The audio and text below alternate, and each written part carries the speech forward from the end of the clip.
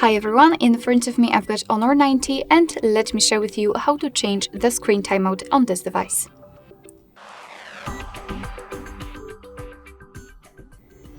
So let's start with opening the settings and then tap on the display and brightness.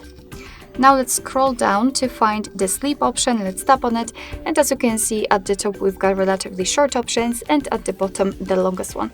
So basically all you have to do is to tap on the option you'd like to use. I will pick 5 minutes, and as you can see it is immediately notified right here, which simply means that from now on, after 5 minutes of inactivity, this device will black out.